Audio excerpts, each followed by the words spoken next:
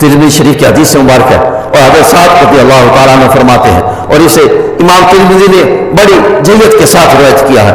اور کہ جب خیبر فتح ہوا، اب خیبر کا قلعہ جو تھا وہ فتح نہیں ہو رہا تھا، حضور سید عالم صلی اللہ علیہ وسلم آپ نے بار بار ضربے لگانے کے لیے صحابہ کرام کو بھیجا، مگر اب ایک رات ایسی آئی کہ حضور سید عالم صلی اللہ علیہ وسلم نے فرمایا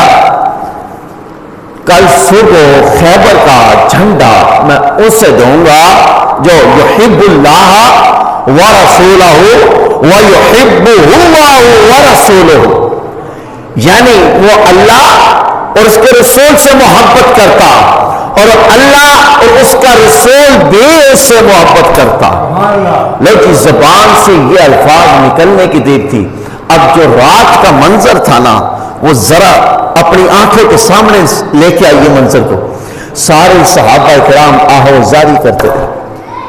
سارے سجدے میں عبادات میں مصروف، اور زبان مبارکہ صرف ایک ہی لفظ تھا کہ مولا وہ جو صبح نام آنا وہ نام میرا ہو،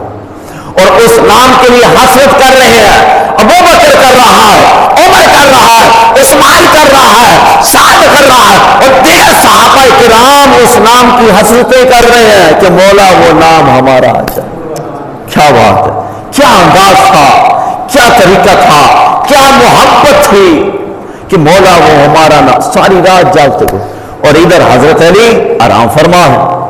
ادھر علی آرام فرما ہے، اور ادھر صحابہ کرام رات ساری رات جاگ کے دعائیں التجائیں کرتے گزری۔ صبح ہی حضور سید عالم صلی اللہ علیہ وسلم آپ تشریف لائے، آپ نے خطبہ ارشاد فرمایا، خطبہ ارشاد فرمانے کے بعد آپ نے فرمایا علی کہاں ہے، علی کہاں ہے؟ صحابہ نے عرض کیا کہ یا رسول اللہ اس کی آنکھیں دکھتی ہیں اور وہ آرام فرما ہے، اور جب خیبر کے لیے حضور سید عالم صلی اللہ علیہ وسلم روانہ ہوئے تو حضرت علی رضی اللہ تعالیٰ عنہ کو آپ نے حضرت علی کو مدینے میں ٹھہرایا، کیونکہ آپ علی تھے، تو حضرت علی رضی اللہ تعالیٰ عنہ دل ہی کی خیال آیا کہ خیبر کے مقام پر حضور غزوات پر جا رہے ہیں اور میں رہ جاؤں تو لوگ کیا کہیں گے کہ حضور کا چاچا زاد بھائی ہو کر میدان جنگ سے ڈر کر پیچھے گھر بیٹھ گیا، آپ بھی چوری چوری چھپ کے حضور سید عالم صلی اللہ علیہ وسلم کے قافلے کے پیچھے پیچھے اپنی اونٹھی لگا کے اس میں روانہ ہو گئے۔ اب حضرت محمد بن سلمہ فرماتے کہ میں بلانے کے لیے حضرت علی کو گیا، حضرت علی رضی اللہ تعالیٰ عنہ کو بلانے کے لیے گیا، اور کیا جا کے دیکھتا ہوں کہ حضرت علی رضی اللہ تعالیٰ عنہ نے اپنی آنکھوں پر پٹی باندھ کی، آرام فرما۔ میں نے جا کے علی حضور سید عالم صلی اللہ علیہ وسلم آپ کو بلا رہے ہیں، حضرت علی دوڑتے ہوئے آئے، آپ کو حضور سید عالم صلی اللہ علیہ وسلم کی بارگاہ کے اندر حاضر ہوئے، عرض کہ یا رسول اللہ جی آپ نے کہا طبیعت ٹھیک ہے، یا رسول اللہ طبیعت نہیں ٹھیک، آنکھیں دکھتی ہیں۔ اب حضرت علی رضی اللہ تعالی عالم یہ تھا کہ آنکھیں دکھتی ہیں اور آنکھوں پر پٹی بنی ہوئی۔ اب حضور سید عالم صلی اللہ علیہ وسلم نے ارشاد فرمایا اے علی میں خیبر کا جھنڈا تمہارے ہاتھ میں دیتا ہوں، جاؤ اور اسے فتح کر کے لاؤ۔ اب دیکھیے ذرا عالم دیکھیے، اب حضرت علی نے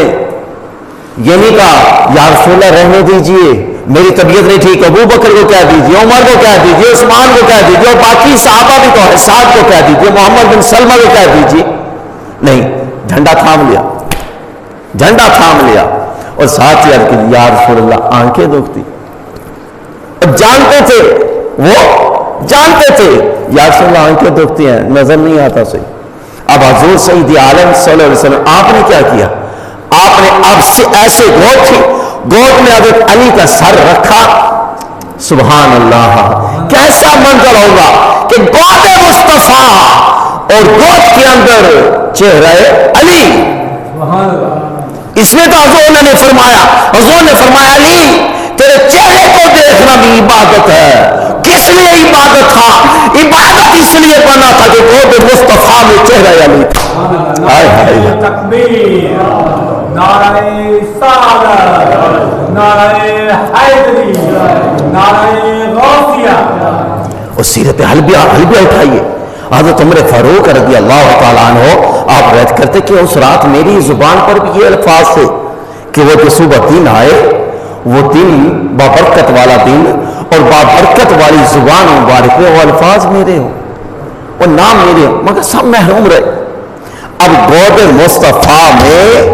حضرت علی کا چہرہ مبارک، حضرت علی کا سر مبارک، حضرت علی خود فرماتے ہیں کہ حضور سید عالم صلی اللہ علیہ وسلم جب گود میں میرا سر رکھا نا، اپنی گود مبارک میں میرا سر رکھا، پھر لاب دہن نکالا اور میری آنکھوں میں نکالا، آئے ہائے لاب دہن نکالا، کہتے ہیں حضور تو بشر، اور بشر کیسے؟ ان کی لہب کی یہ برکت ہے کہ آنکھیں دکھتی آنکھیں وہ صحیح ہو رہے۔ اب حضرت علی خود فرماتے ہیں، خود فرماتے حضرت علی فرماتے کہ مجھے نظر نہیں آتا تھا، جیسے ہی حضور سید عالم صلی اللہ علیہ وسلم لاب دہن لگایا میری بنائی جو ہے پہلے سے بھی زیادہ تیز ہوئی،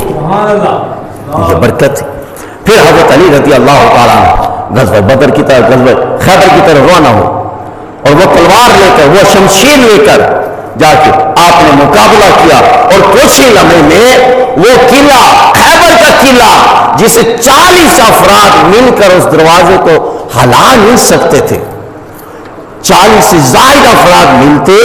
تب جا کے قلعے کا دروازہ جو تھا وہ بند ہوتا تھا۔ مگر حضرت علی رضی اللہ تعالیٰ عنہ جب پیچھے سے دور سرکار نصیب ہوئی اور آنکھوں پر لاب دہن ملا اور خود جو جھنڈا عطا کیا رب کائنات کی طرف سے، تاجدار کائنات سے صلی اللہ علیہ وسلم نے خود تھمایا۔